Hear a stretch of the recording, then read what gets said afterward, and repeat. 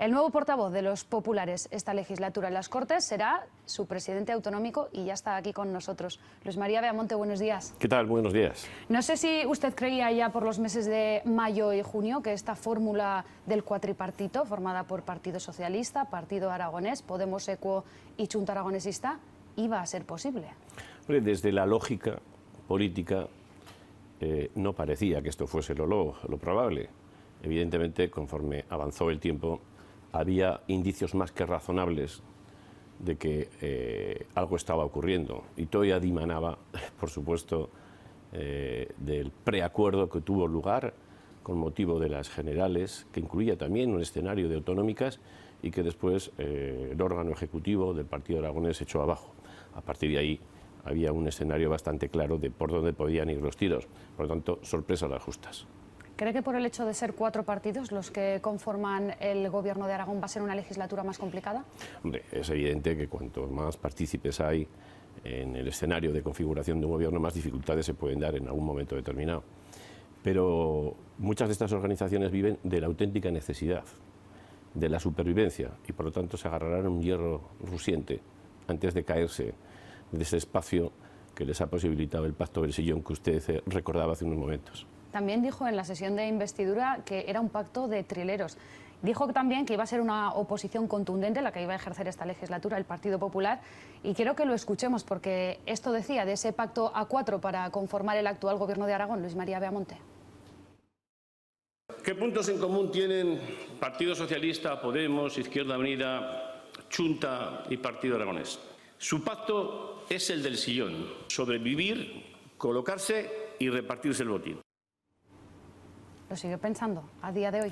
Mire, sigo pensando lo mismo que dije, pero somos un partido maduro. El Partido Popular es un partido maduro y ahora lo que toca es, evidentemente, liderar la oposición, lo que toca es ser responsables, llegar a acuerdos importantes en la comunidad autónoma, que los indicadores que tenemos encima de la mesa, que son terriblemente dañinos para nuestra comunidad, se modifiquen y que el interés general prevalezca por encima de todo. Esa es nuestra obligación a partir de ahora y no mirar atrás para ver lo que ocurrió. Lo que ocurrió es una lección que queda aprendida, lo que toca ahora es mirar hacia adelante. ¿Qué tipo de oposición van a llevar a cabo esta legislatura? Pues una posición que es la que corresponde a quienes están al frente de ese espacio de control de la acción del Gobierno, sin que ello quede excluida la acción de colaboración, de participación, de aportación al interés general, pero evidentemente no vamos a estar ahí al vicio de nadie ni vamos a responder al interés de los partidos, solamente vamos a responder al interés general del conjunto de los aragoneses, que para eso fuimos elegidos. Pudimos hacer otras cosas y no las hicimos y por lo tanto hemos mantenido firme nuestra posición y lo seguiremos haciendo. Dice que toca pasar página de todo aquello que pasó y de aquel movimiento del Partido Aragonés. Y de no olvidarlo, pues precisamente eso le quería preguntar. ¿No va a olvidar aquel movimiento del Partido Aragonés que finalmente se decantó por el Partido Socialista e impidió un gobierno presidido por usted? Pero no de una manera rencorosa, ni mucho menos. No olvidar lo que ocurrió para aprender bien las lecciones, pero no se olvide también que teníamos una obligación. Teníamos la obligación de atar el poder territorial y eso lo hicimos con ciudadanos de una manera responsable y seria. No olvide que el Partido Popular tiene alcaldes que representan el 70% de la población del conjunto de Aragón. Si eso no lo hubiésemos hecho, nuestro escenario de implantación territorial sería otro. Por lo tanto, por mucho que a algunos les pese, actuamos con inteligencia, actuamos con sentido común y actuamos con una buena práctica política. Quiero que me diga ahora también la estrategia que va a llevar en el sentido del Partido Aragonés, escuchando este mensaje que también le lanzaba el día de la investidura de Javier Lambán a Arturo Aliaga, líder del PAR. Por los que un día le llamaron derecha rancia y que van a formar parte del gobierno, usted puede ser vicepresidente, pero con todo el respeto le digo, tampoco van a tener ya credibilidad. Pasar página, dice, respecto al PAR, pero no olvidar. Va a intentar también poner sobre la mesa iniciativas que en la anterior legislatura sí que acercaron al Partido Popular y al Partido Aragonés, como por ejemplo obras en tema de agua o por ejemplo también la enseñanza concertada. Vamos a ver, nosotros vamos a poner encima de la mesa nuestro programa que tendrá que ver con la custodia compartida, con cuestiones en materia económica, cuestiones de fiscalidad, con un pacto por la sanidad, por un pacto por las infraestructuras. Hemos presentado una comparecencia del propio presidente del Gobierno de la Comunidad, del señor Lambán, para hablar en relación con las entregas a cuenta que en estos momentos no se realizan por parte del Estado. Se pueden generar créditos no retribuidos por parte del Estado que se entreguen a las comunidades autónomas y que esa fórmula permita después la compensación con las entregas a cuenta y no se queden absolutamente desnudas las comunidades autónomas en cuanto a la financiación. Son casi 7.000 millones las que adeuda el Estado a las comunidades autónomas. Vamos a ser positivos, nos vamos a dejar de chorradas. Mire, lo pasado, pasado está, no vamos a perder el tiempo en más tonterías y lo que tenemos que hacer es hacer lo que tenemos que hacer. Se pasó la campaña electoral, se pasaron ya los pactos, sabemos lo que ha pasado y serán los aragoneses después los que juzguen quién hizo lo que no tenía que hacer y quién hizo lo que tenía que hacer. Yo creo que los ciudadanos votan para algo, que las elecciones sirven para algo, que los programas sirven para algo. Si después uno quiere hacer o puede hacer lo que le dé la gana, pues los ciudadanos le juzgarán. Entonces, ¿va a buscar más el espacio de consenso? ¿En qué asuntos cree que puede encontrarlo? Mire, estoy convencido que puede haber pactos, que puede haber acuerdos de consenso en materias importantes. Hace un momento os decía, es necesario que la sanidad tenga un gran acuerdo en la Comunidad Autónoma de Aragón. Lo que está ocurriendo debilita mucho el estado del bienestar, la falta de médicos, la falta de especialistas. Tenemos que llegar a un pacto por las infraestructuras, tanto desde las que hay que cometer en la Comunidad Autónoma como las que hay que cometer por parte de la Administración General del Estado. Eso nos permitirá no estar al vicio de quién gobierna o quién no gobierna, sino tener todos una hoja de ruta muy marcada. Tendremos que tener pactos también en relación a las exigencias que tengamos que hacer al Gobierno central, por ejemplo, en lo que acabo de decir, es de esa propuesta del adelanto de las entregas a cuenta, que también tienen que ver con las entidades locales, que están sufriendo la carencia de la entrega de recursos por la participación de los tributos del Estado y por la liquidación definitiva de 2017, que ha salido a favor de las entidades locales y que viene a sumar unos 1.000 millones de euros y que también, además, eso tiene un elemento todavía mucho más duro, cuando resulta que los propios presupuestos generales del Estado últimos implican que hay que subir las retribuciones de personal, es decir, no te pago, te subo encima, te genero más problemas. Y han sido las entidades locales precisamente los que han soportado precisamente el mayor esfuerzo y han hecho que las cuentas del Estado se fuesen equilibrando. Estaremos a disposición del interés general del conjunto de los aragoneses, pero no estamos aquí para ser salvadores de ninguna organización política, estamos aquí para servir al conjunto de Aragón. Habla también de una revolución fiscal. ¿A qué se refiere? Bueno, le he explicado tantas veces que volver a hablar de la misma yo creo que puede resultar hasta pesado, pero es que creemos firmemente que una economía tiene estímulos y los tiene que tener en cuestiones de materia impositiva. Mire, tenemos en estos momentos una fuga de empresas en el último mes de junio de 75. 35 se han ido a la Comunidad de Madrid. Mire, cuando la economía funciona, se producen más ventas, se producen más transacciones, se produce más consumo, se produce más IVA, son más ingresos. Cuando una economía no funciona, lo que se produce es menos inversiones, menos consumo, menos transacciones y, por lo tanto, menos ingresos. Cuando una economía funciona a base de estímulos, como en este caso en Aragón no se está produciendo, no se producen situaciones como la que estamos viviendo. Y es que llevamos un mes de julio con 900 y pico parados y un mes de agosto con 1000 y pico, que es el peor dato desde agosto del 2008. Pero tenemos también otros datos muy negativos. La mayor caída de autónomos en julio se produjo en Aragón, con el 2,3%. O sea, tenemos indicadores que nos tienen que empezar a hacer ver que la realidad no es la que es. Tenemos un incumplimiento del déficit público que estaba situado en el 0,1, que le hemos llevado al 0,5, es decir, 4 décimas, unos 160 millones al final. Pero es que tenemos también otros indicadores que nos hacen estar muy preocupados, que es el propio endeudamiento de la Comunidad Autónoma. A mí me hacía mucha gracia escuchar el otro día en relación al informe de la Cámara de Cuentas del 2016 que se había triplicado la deuda en el mandato anterior, no se referían cuando gobernó el Partido Popular. Ya verá cuando llegue el informe de la Cámara de Cuentas en relación al año 18 y 19, se habrá triplicado en relación a los tiempos que gobernó el Partido Socialista, pero además contando con 2.000 millones de euros más. Con 2.000 millones de euros más. Esta comunidad tiene que gastar y tiene que gastar bien. La idea de la izquierda es siempre gastar. Oiga, ¿y de dónde se saca? Porque si los elementos productivos los anclas, al final lo que hace es no crear una economía productiva. Tenemos indicadores negativos desde el punto de vista económico, desde el punto de vista del empleo, y eso al Gobierno le debería preocupar y mucho.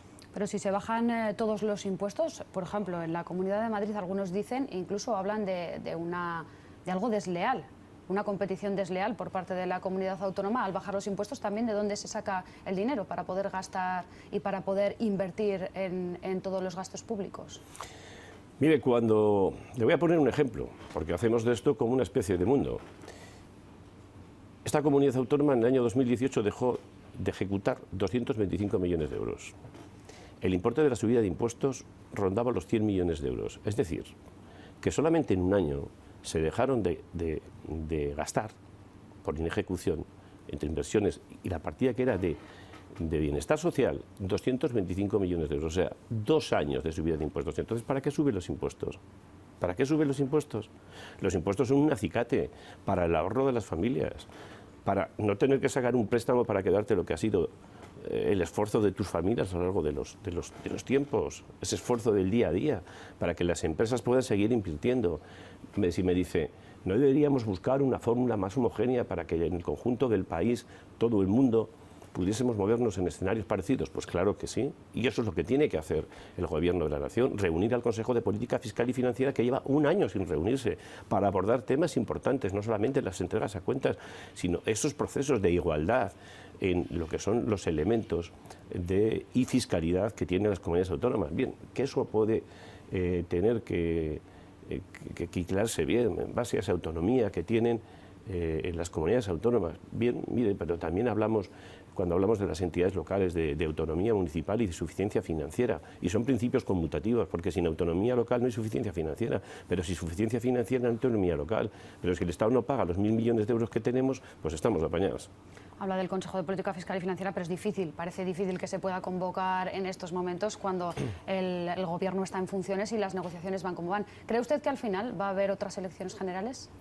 Pues mire, todo apunta a que puede ser así. Y todo puede ser así porque ha habido 2 partidos, que ha sido el Partido Socialista y Podemos, y diría sobre todo el Partido Socialista que esto se lo ha tomado como una partida de cartas. Hombre, que el señor Sánchez ya haya encargado los fondos del plató de televisión para las nuevas elecciones dice mucho de cuáles son las pretensiones del señor Sánchez. Está jugando con Podemos permanentemente. ¿Es partidario de la coalición de centro-derecha que defiende Pablo Casado, de esa España Suma? Mire, yo soy partidario de que si nos unimos, uniremos al conjunto de los españoles, y si no nos unimos, pues seguiremos en ese escenario dependiendo de nacionalistas, independentistas y de una izquierda radical que sabemos a dónde nos va a llevar. Por tanto, en estos escenarios todo el mundo debe dejar algo de lo que entiende que es suyo en beneficio de una causa común, que no es otra que el conjunto de los españoles. ¿Y sería una coalición entre Partido Popular, Ciudadanos y Vox? Pues sería la coalición que quisiese conformarse. Yo lo que digo es que si el centro-derecha en España quiere unirse, tenemos unas posibilidades reales de afrontar con más seguridad una alternancia en el Gobierno de la Nación, y si no lo hacemos, pues tendremos evidentemente muchas más dificultades. La ley de Don evidentemente posibilita esos premios o castigos en función de las mayorías. Ciudadanos ya ha mostrado que no tiene bastante interés, no tiene ningún interés en esa coalición. De hecho, aquí en Aragón, Daniel Pérez Calvo ha dicho que sería como un fraude electoral formar esa coalición. Bueno, pues la conformación del Gobierno de la Comunidad, fíjese, si esto es un fraude electoral, la conformación del Gobierno, ¿cómo se llamaría? No quiero ni calificarlo. Pero es lo mismo hacer esa coalición antes de elecciones que negociar después de elecciones, cuando por lo menos es mucho más limpia y por lo menos es mucho más sana y mucho más digna desde el punto de vista de la claridad con los ciudadanos, porque por lo menos a los ciudadanos tú le dices, me presento a las elecciones y me presento con estas formaciones, pero tú no le dices a los ciudadanos, jamás pactaré con Podemos, jamás pactaré con el PSOE, y después no es que solamente no que pactes, sino que te metes en un gobierno con él. Oiga, yo creo que es mejor antes decirle la verdad a los ciudadanos. Posteriormente, serán los ciudadanos en próximos comicios cuando juzguen. ¿Cómo cree que llegará el Partido Popular a esas elecciones, si finalmente se convocan? Bueno, si se convocan, estamos preparados para ello. Llegamos con la fortaleza y la seguridad de saber que es posible una alternativa al gobierno de Sánchez, y que esa alternativa pasa por un pacto moderado de centro, liberal, reformista, y que vamos a esperar a ver cuál es la próxima ocurrencia de Sánchez, aunque ya vemos por dónde van los tiros. ¿Y cómo está a nivel de organización autonómica? ¿Cómo está el Partido Popular en Aragón? Porque los últimos resultados municipales y autonómicos no fueron buenos para su formación. Han recuperado Zaragoza capital, eso sí, han mantenido Teruel. Pero ¿cómo está en la organización estos meses que también han servido para seguir trabajando? Mire, no hemos tenido resultados que pudiesen ser diferentes a los de otras comunidades autónomas. Ha habido comunidades autónomas donde se ha tenido un grandísimo resultado, como en La Rioja, y en cambio no gobernamos. Pero mire, Aragón era de las pocas comunidades autónomas que tenía opciones reales de poder conformar gobierno en la comunidad autónoma y en las 3 capitales de provincia y en las principales ciudades fuera de las capitales de provincia. En la comunidad autónoma, por las circunstancias que bien saben, no concurrió, esa es la realidad. Pudimos gobernar las 3 capitales de provincia, al final pasó lo que pasó en Huesca, pero después gobernamos las principales ciudades, una de las principales ciudades de Aragón. Mire, pues, podemos hablar de Monzón, de Barbastro, de Calatayud, de Tarazona, de Alcoriza, de muchas otras ciudades. Por lo tanto, le vuelvo a repetir, el 70% de los ciudadanos de Aragón están con un alcalde del Partido Popular. Y cuando le digo que Aragón es de las pocas comunidades de España que pudo sumar comunidad autónoma en las principales ciudades, incluidas capitales de provincia, pues mire, la cuenta de resultados es la que es. Y ahí están. Todos no sé si pueden decir lo mismo. Y le puedo asegurar también que estamos en un momento de absoluta unidad y de absoluta tranquilidad. A nosotros, cuando convocamos los comités ejecutivos o las juntas directivas, los de una provincia entera no nos fallan. Fallará algún compañero por alguna circunstancia, pero no nos pasa como a otros partidos, que parece ser que son tan hegemónicos y que tiene que avisar su líder de que el que se cantee poco menos que se va a acordar de él. Bueno, nosotros estamos en otra tesitura, se lo puedo asegurar. Está más claro que el agua, el Partido Socialista. Menciona precisamente la situación del Ayuntamiento de Huesca. Lo que ocurrió ayer, allí esa votación que vimos todo, ese voto en blanco.